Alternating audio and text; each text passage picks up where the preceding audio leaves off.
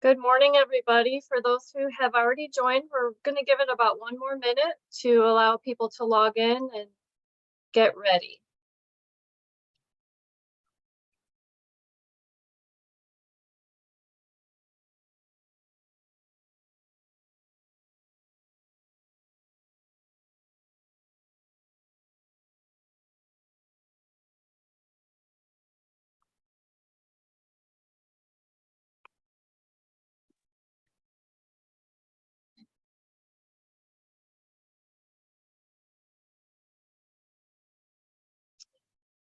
Well, good morning. Thank you for joining us for our webinar, Debunking the ERC for Small Business. The purpose of this webinar is to teach you how you can qualify, and even if you've been told that you don't. So my name is Kelly Nurick, and I'm the Senior Director of Products and Services for the Small Business Association of Michigan. And with me today is Andy Kepke with CLRA Group and Brennan Hegel, Head of Partnerships with Occam's Advisory. And these two gentlemen are with our approved partners. We listen to our members who have told us over and over again that they have the need for expert assistance with the ERC process. So we partnered with Occam's and CLRA Group to offer you a simple, trustworthy resource to help walk you through the application process and get you your business the maximum amount available. There are many bad actors out there who promise to help you with the ERC. And so we went through a very lengthy process to vet these two partners to ensure that you are getting the trusted and accurate information during the entire process. So what is the Employee Retention Credit? The Employee Retention Credit is a refundable tax credit available to any business or nonprofit who, despite challenges posed by COVID-19, chose to keep their companies on payroll. It's available for private and nonprofit employers who paid W-2 employees during 2020 and 2021 and experienced one of the following: a significant decline in gross revenue, or government mandated shutdown, or a nominal impact on a portion of the business that was considered even partially suspended, such as the supply chain, travel, group meetings. The eligible quarters are Q2 of 2020 through Q3 of 2021 for most businesses. And this is not a grant or a loan. The ERC is a tax credit for overpayment of employee payroll taxes and benefits and generates liquid capital for businesses. Why haven't more companies filed? Over 90% of small businesses may qualify, and even nonprofits. However, it's a complicated and lengthy process, much like R&D tax credits, and it's outside the scope and time of a traditional accounting firm. There's 200 pages of legislation and 165 pages of IRS guidance to go through. The application process itself requires extensive expertise and knowledge of the complex rules and guidelines for the ERC. So you don't want to go it alone or use only your general CPA or accountant. It's best to work with an ERC expert alongside your CPA or accountant to be sure that you're covering all your bases. So I would like Brennan now to go over why you should apply now and how you can qualify. So Brennan, go ahead and take over. All right, thanks, Kelly. Again, my name is Brennan Hegel with Occam's Advisory. We have partnered with SPM to provide a high quality, trusted resource to navigate this credit because it's complex. So I would imagine that many of you on the call today have been receiving messages, emails, et cetera, telling you to get started with the credit. And we thought what we could do today is let you know kind of what you should know and some things to think about as you evaluate how to go forward with that. So as I mentioned, there's information coming from many places. It's everywhere. There are Facebook ads, radio ads. I saw an ad on TV, right? This promotion is everywhere right now. But there are important qualification steps that need to be thought through. So you can go through this entire process with your eyes wide open. Our firm and Andy's firm, we were selected by SBAM because this is a main focus of what we do. The qualifications and guidelines and rules are coming fast and furious all the time. And so it's our job to keep up on that because we know that you all are busy running your businesses. So what a firm like ours can do is keep up to date on those regulations, the requirements, any legislation that could affect this, and make sure that to the extent that you move forward, everything is done compliantly and in a way that makes sense. So there are two ways to qualify that are here on the slide, and then a third one that comes into play for at least many of our customers, and I assume the same is true for Andy as well, that he'll get to in the next slide. The first test, and this is one that if you've spoken about this with a tax professional, they may be most familiar with, and that's what we call significant decline in gross receipts. The way that the credit was rolled out in the legislation said that in 2020, for any quarter where you had a 50% drop in gross receipts compared to that same quarter in 2019, that you could qualify. And then in 2021, that was expanded if you had more than a 20% drop in revenue compared to that same quarter in 2019, you can qualify there. So that's kind of the easiest path to qualification, so to speak. It's basically a math problem there. Another path, although we see this less, is if your business began essentially during the response to COVID, and there's some specific eligibility rules around that as well. Again, that's less common or something we run into less, but that's a pathway as well. Okay. So can you, Andy, review some of the descriptions as far as what a full or partial suspension is? Yes, absolutely. Thank you, Kelly. And as Brennan mentioned, both of our firms have been selected by SBAM, and a lot of it has to do with, I believe, this category 3. And what's interesting about this is a lot of your accountants and CPAs, they're going to focus on those two categories that Brennan had mentioned in the previous slide. But this is really important. I would say that 90% of the businesses that we're helping today get qualified for ERC is based on this third category, and it's called full or partial suspension order. And I like to keep things simple. And so we just tell businesses it's a business disruption as a result of COVID. Now, what's really important, and that's why SBAM picked both of our firms, is because you got to tie this to an executive order. You can't just say, I had supply chain issues or people didn't want to do business with us for whatever reason. It's important to really reference the executive order that caused those things. And so even if you had increased revenue or you were considered essential or you kept your employees, a lot of the businesses will fall under this category. And so if you were essential and you had increased revenue or retained your employees, the good news is you can still qualify even if your CPA or accountant or another ERC firm might have even told you that you don't qualify. And that's just another reason why SBAM picked our firms to partner up with you all. So some of the disruptions that you may have faced or that would be considered a qualifying factor would be if you had to implement, new cleaning and sanitation rules to keep up with the COVID-19 during 2020 and 2021. If you had to implement marketing signs, or if you had capacity restrictions. So a lot of times if you have a retail location, normally if you could have a certain amount of people in your store, but you couldn't do that because of the 6-foot rule.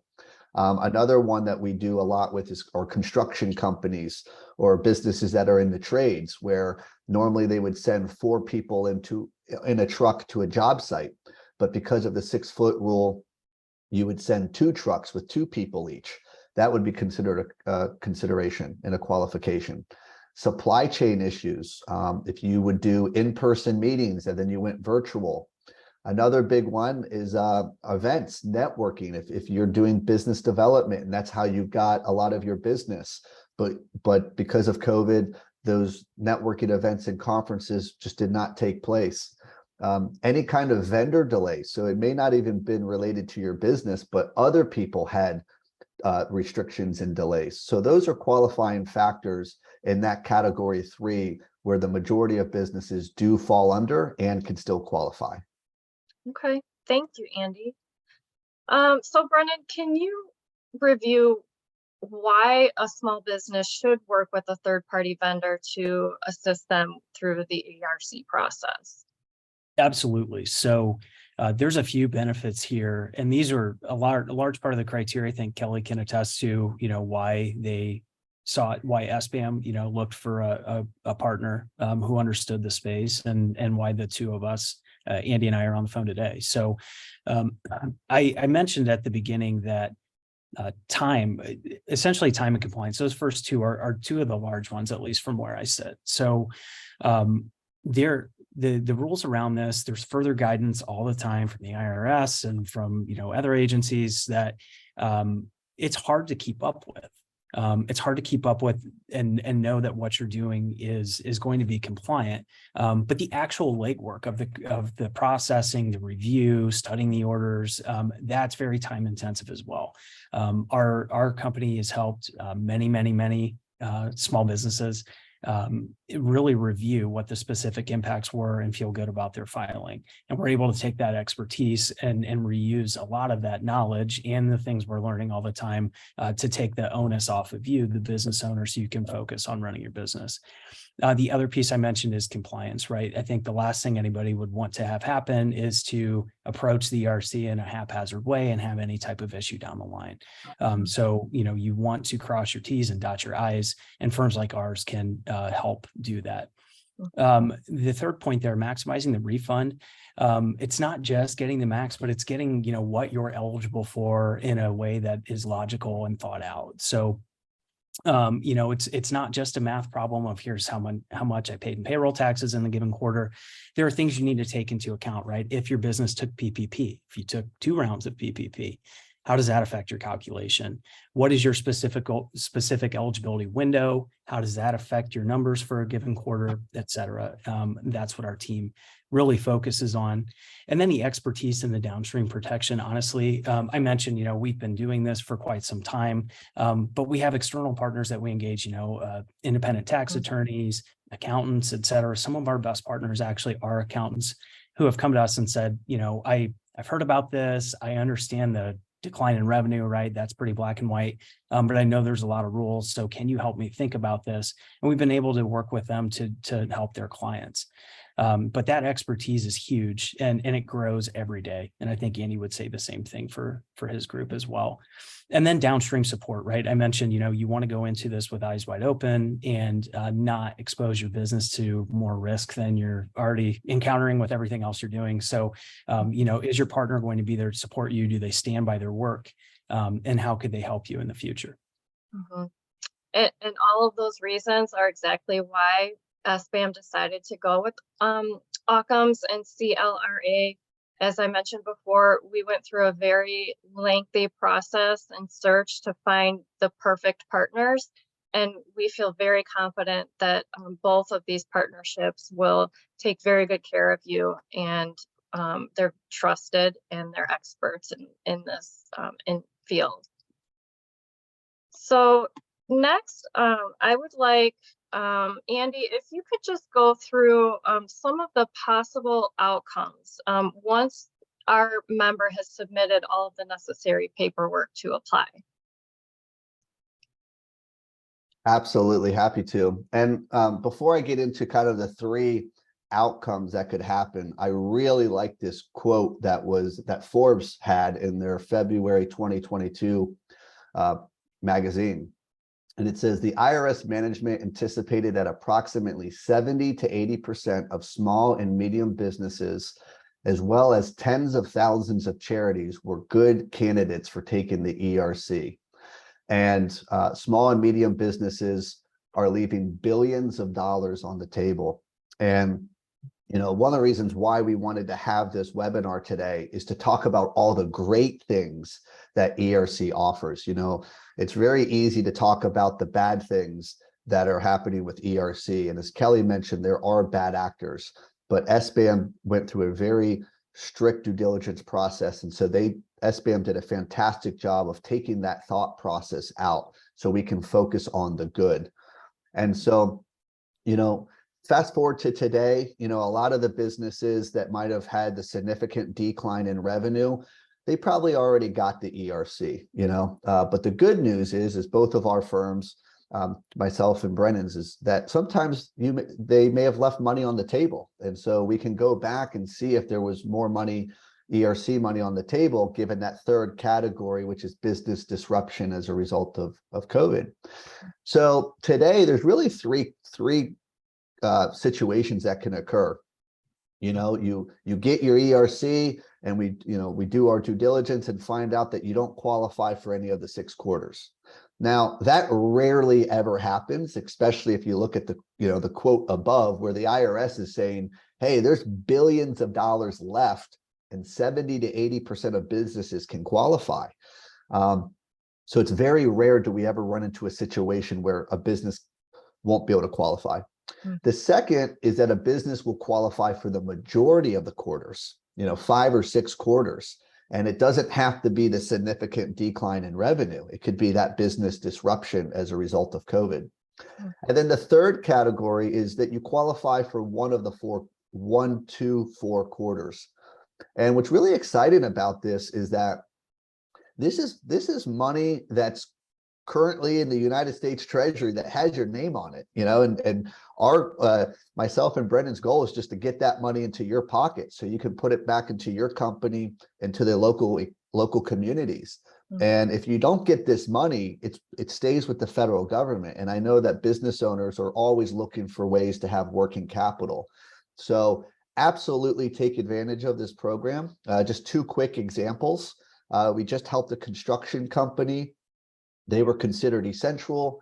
They grew during the pandemic, and they retained their employees. They were told by their bank and their CPA that they wouldn't qualify because they had increased revenue and that they were considered essential, but they had massive supply chain issues. And we were able to qualify them for over $450,000. Another example was a landscaping company. As we all know, landscapers did pretty well because everyone was home during COVID. But they, once again, were considered essential. They grew during the pandemic and they hired people, but they had supply chain issues on getting chemicals and products and equipment. And then normally they would send 4 people in a truck to a job site, but they had to then send 2 people in 2 trucks. And they had 15 employees. Once again, they were told by their CPA and accountant that they wouldn't qualify, and we got them $300,000. And Brennan mentioned something earlier, which is really important, is we love working with CPAs and accountants. So we went back to them and say, hey, look, we were able to help your client. We want you to look like a rock star. Let us be your ERC partner. And so that CPA and accountant then opened up 10 to 15 more leads and referrals for us. So that way we can work together. So it's a win-win-win situation.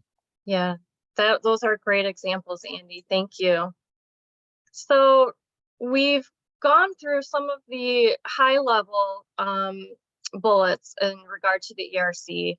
And again, we are here to help you. Please visit our website to contact each one of our partners. There's a web form that you can fill out. We will also continue to keep you informed with videos, news articles, case studies. At this point, I would like to open it up to questions, and we do already have a couple in the query. Please use the chat feature or the Q&A feature to submit any questions. So the first one is that somebody did file last year, and the person had said that they were looking for further information. Colleen, we will make sure that somebody reaches out to you immediately to complete your inquiry for the ERC. And then someone is asking, what is the deadline for submitting an ERC? I can take it, Andy. Yeah, so currently, the credits available for the last 3 quarters of 2020 and the first 3 quarters of 2021, there's a couple weeks when COVID started. I I think the official date was March 12th or 13th, right? So last couple of weeks of Q2. But the way we think about it, right, it's 3 quarters in 2020, 3 quarters in 2021. Currently, the window to go back and claim for 2020 would be April 15th of 2024. And then the 2021 quarters would be April 15th of 2025. So on paper, it looks like there's still some time. However, there's always rumblings from Washington about how long the program will actually live. And that's not just marketing speak. So we do encourage businesses to take a look as quickly as possible, because those deadlines could shift at any point. Okay. The next question is, how long before we would get audited, and what kind of support is available if and when we do get audited? Andy, Yeah. would you like to take that one? Absolutely. Yeah. So this tends to be a very common concern from people. And by the way, it's a very valid question.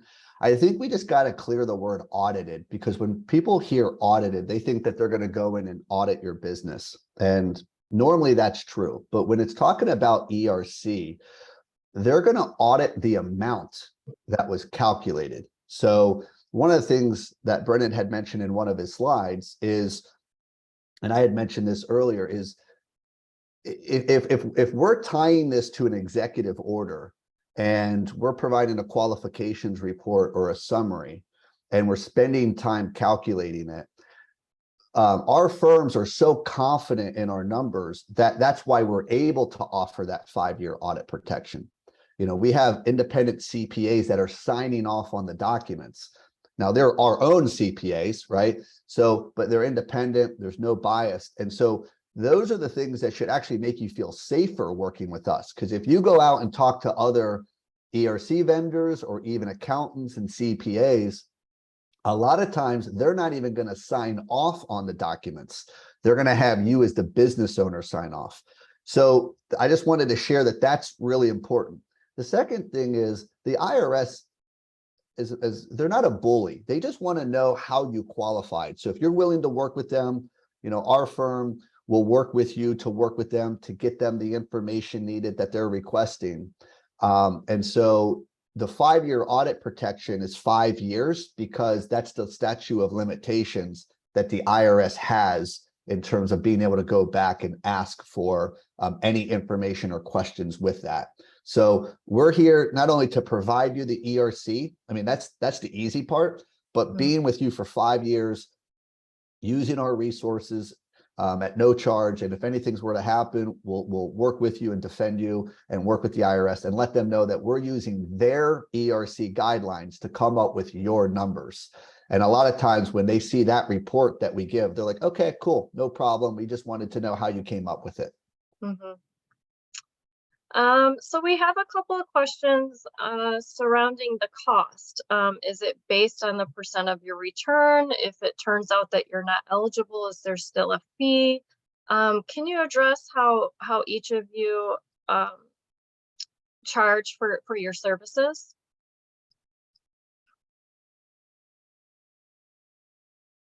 Yeah, Brendan, you want me to go or you? Yeah, happy to go. So the short answer is it's a percentage of what ultimately gets filed, right? So the payment to us happens at the end. We do charge a small retainer up front, but that is refundable. I think I saw another question in the chat, so I was trying to maybe kill 2 birds with 1 stone here. Yeah. If I pay you and I go through and there's no qualification, what happens? So that retainer is refundable, at least from us. If we were to go through this whole process and take a look at your business and do all of that compliance work that we talked about, and there just was no qualification there, which is rare, it's possible, but that's rare, then that money is refundable back to the business. But the short answer is almost all the money is due after you were to file and get your check back from the IRS. Okay. Yeah. And if anyone on the call wants more details about your specific situation, I urge you to reach out to each one of the partners and they can go into more details about that. There is another question related to the audit. If our member were to work with each of you, do you as the partner, take on the risk of a fine or penalty if incurred from an audit? I'll kind of answer that question since I answered it before. So I just want to, it's very important to kind of distinguish the two, right? So we're here to only help with your ERC, right? So if they're not saying that there aren't going to be fines or penalties, because every situation is different. But for our firm, as Brendan had just mentioned, there's what's called a success fee. And that success fee is essentially we get paid based on the success of how much ERC that we get you. Our firm will pay back that success fee in proportion of whatever the fines and penalties are or the overpayment. And I think that is a very, very, very big deal to address. And I'm seeing Brendan kind of nodding his head, because there aren't many companies out there that will pay that fee back. They'll say, hey, tough luck, that's on you. But that's one of the advantages of having our firm sign off on the documents. It's because we're putting our stamp of approval on it. So to answer your question, now, another situation is if you had IRS problems in the past regarding your business, that has nothing to do with us, because all we're doing is helping your ERC. So that's something that's got to be really, really important to clarify. But as Kelly mentioned, we don't want to get too detailed because every situation is different. But the good news is we're with you for 5 years. Someone also asked what happens if it's after 5 years. Well, the ERC audit statute of limitations is only 5 years. So that's, if it's after that, then it's outside of the statute of limitations. So that's why our 5-year audit protection is 5 years. Okay. Yeah, I just real quick, Kelly. Yeah, I mean, same setup essentially. If it ever were to come to that, we return our success fees as well. Okay. If it ever came to that. Okay. Thank you both. There is a question about the new FAQs that the IRS just issued in July 27th about supply chain issues. Can either of you address that? Do you know what they're referring to? Yeah, I saw a document that was what end of last week start floating around. Essentially, the way that we looked at that internally, and I don't think it changes anything we talked about today, but it does maybe make it doubly important to work with folks that have expertise in this area. What the IRS that said in that guidance was you need to be able to demonstrate concrete impact, right? It's not just enough to say, hey, my supply chain was disrupted. And Andy had talked specifically looking at orders, potential legislation, right? All of the actual government acts that created those issues. And then we try to go a step further and work, throughout our process before filing, right? If we work with a business, we're going to learn a lot about that business and talk to them a few times. But the goal is to try to use data wherever you have it, honestly, to support your case, right? So not just things were held up at the port, but really, X% of my goods come from this port in this part of California. These orders were in effect the state that represents X part of the products I actually ultimately sell. It was delayed by X days, things like that, right? It's really making your case. The way that we read through that, those comments about the supply chain argument is really, use data. You can't just cite it broadly. You need to actually tie it back to what's going on and what was going on in the business at that time. Okay. And we have another question about there's a lot of regulatory noise with the IRS commissioner recommending lawmakers to legislate an early termination. What do you say about that possibility? I can take that one. I think I touched on it when I did the dates. And that's actually what I had in mind was that recent feedback. So as it stands right now to amend your filings for 2021, for tax year 2021, you're looking at April 15th of 2025 to do that. But as I said during that slide, that could change at any point. And that recent news is just another kind of point to support that date could move. And so it's not just Andy or I saying, hey, let's get started. It's really, it could actually change. And so the risk of waiting, I think, has gotten worse over time, not better. Okay. Andy, why don't you take this one? She's asking, her corporation she's owned since 2007. She and her husband are the only employees. She's paid with a 1099 and a W-2. Is it true that she wouldn't qualify because she owns the business? Yeah, and also too, I can take the next question with Gregory as it talks about the supply chain issues. So Okay. Vicky, great question. So just recently there was the IRS came out, actually it was last Tuesday, that talked specifically about this, as this was a very common question that was being asked. So unfortunately, business owners and family members of business owners are not considered qualified for the ERC program, even if they are, even if you did receive a W-2 employee. The qualified employees would be what's called pure W-2. So these would be outside of family members. And that could be full-time or part-time. But yes, unfortunately, business owners and family members of business owners are no longer counted towards the ERC total. Okay. And then, yeah, go ahead. Sorry, Kelly. Oh, no, go ahead with Greg's question. Yeah, Greg, so great question. So like I said in the slide, I'm not sure if you saw the slide earlier, but 80% to 90% of businesses that I talk to today are all companies that's experienced growth.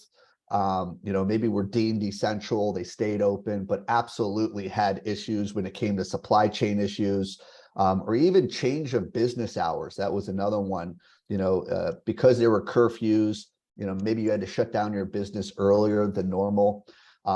Going from in-person meetings to virtual meetings would be considered could be another situation. Another example would be if you had to implement COVID tests or had to spend additional costs cleaning those jets, or whatever you had to do differently compared to pre-COVID, those would all be qualifying factors. So absolutely, we could help you with that in calculating your ERC, and then making sure that we're referencing those executive orders tied to those disruptions. So that's very easy for us to do. Okay. And then this also is in regard to supply chain issues. Do those supply chain issues have to have happened because their supplier was shut down or limited due to the government order only? Or are there other factors into play with that? Brennan, do you want to take that Yeah, one? is that Eric's question, the one sitting at top? Yes, yep. So that's a good question. Really, the way that we've approached it is you're looking at those orders, right? Because there were other weird things. Andy, maybe you run into this too, as you may talk to somebody who's interested in learning about the ERC. It could be a small business, and they're saying, yeah, my supply chain was disrupted because everything's more expensive now, for example, right? That's kind of, it's different than what we're talking about here. I would say, I mean, it's always worth the conversation, because that supply chain, it may not be the only thing that you were impacted on. So it's always worth, I think, going through the process again at no risk. If there is no eligibility, then there's no risk back to the business. But as Andy's said a few times, every situation really is different, right? Businesses are unique, situations are unique. But we can certainly help further and try to unpack that and see if there is anything on that angle, or if there may have been other issues that would cause a business to potentially qualify. Okay. And then Joe's asking, what happens if the audit is done beyond that 5-year window? Yeah, Joe, great question. So, I just want to just clarify. So the ERC audit window is 5 years. At least currently, as of today, that's the statute of limitations. Now, of course, like, you could always have a business audit outside of ERC, but the actual ERC audit window as of today is 5 years. That's the statute of limitations. Okay.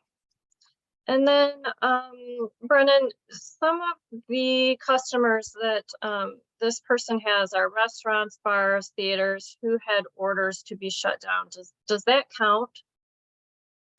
Yeah, that's it certainly potentially could. So Andy hit on it in those full or partial suspension order, that slide with kind of that third path to eligibility. But a big point I think that can often get lost is that business development efforts, or whether that's servicing your current customers or going out and trying to acquire new business. We talked about trade shows, for example. That's an easy one, right? Those weren't really around in 2020 and 2021, but a lot of businesses we talk to drive almost all their sales by getting out on the street and visiting customers and popping into businesses. And that was severely restricted in a lot of areas. So, your business, your customers being shut down potentially could have hampered your ability to keep your revenue where it was or even grow. Those are factors that we can look at, but on its face, that's something we could explore. Okay. And then someone is also asking a follow-up question in regard to family members being exempt.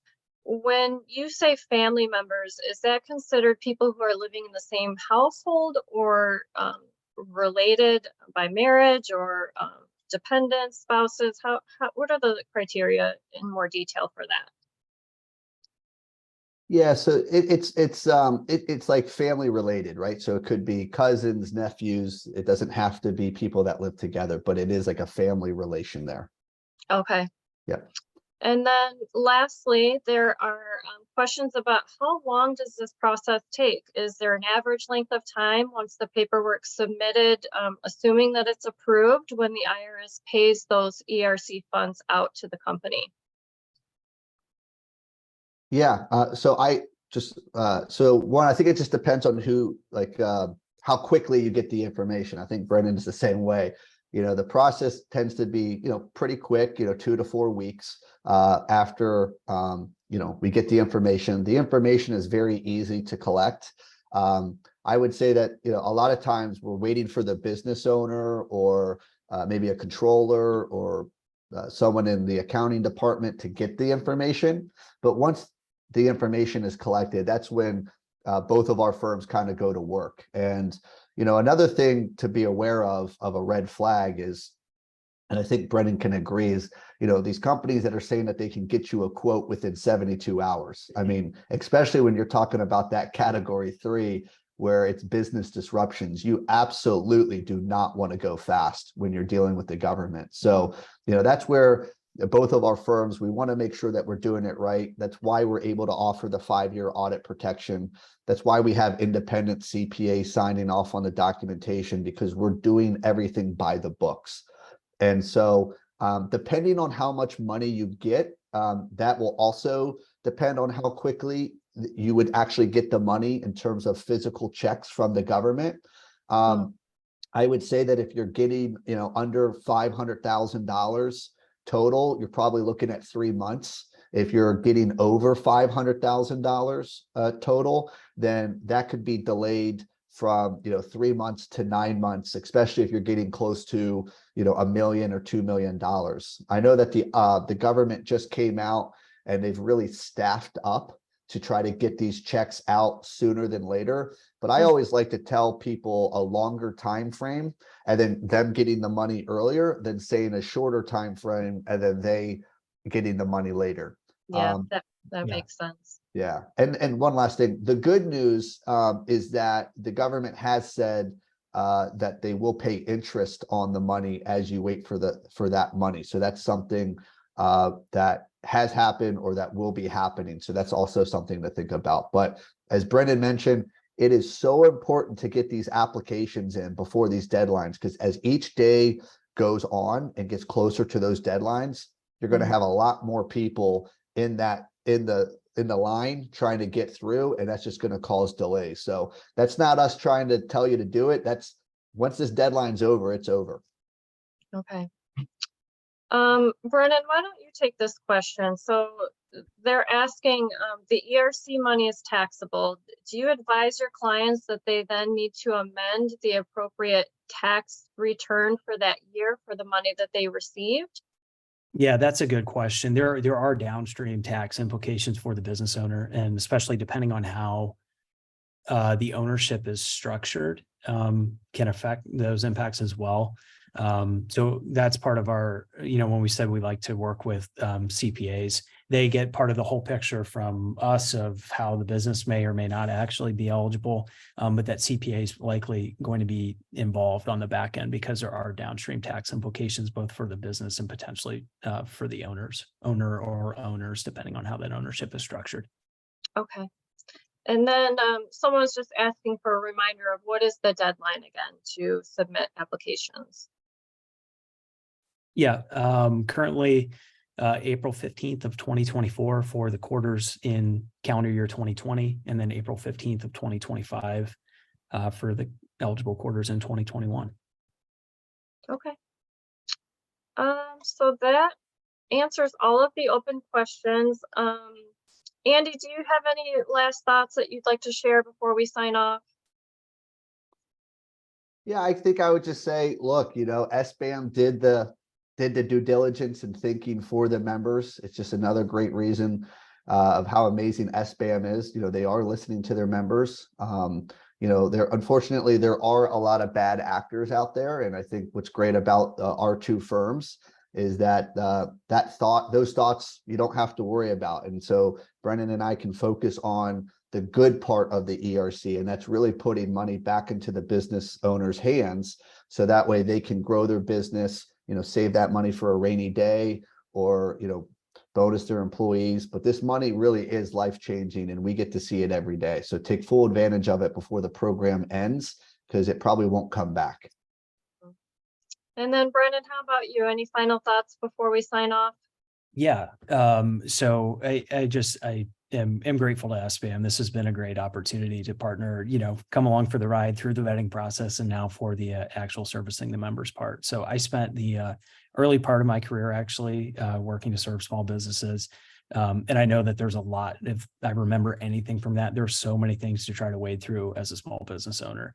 There's just a lot to take in. So this is a great service provided by SBAM for its members to really do the legwork, to find trustworthy vendors and to try to make it easy for you. So Andy, I'm sure would say the same thing, but we're here to support all the members that'll come talk to us and really make this a powerful partnership. So thanks for the opportunity to do that. And hopefully we'll hear from all of you pretty soon.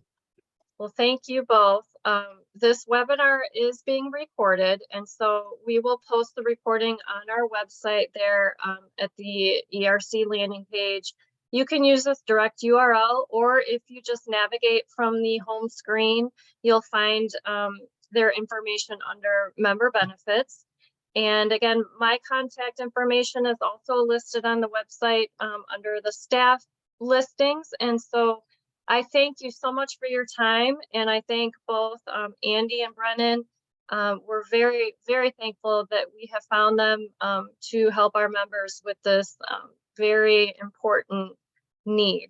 So thank you again. I hope everybody has a great afternoon and we will see you soon. Have a great day. Thanks, everybody. Thank you. Yep. Bye.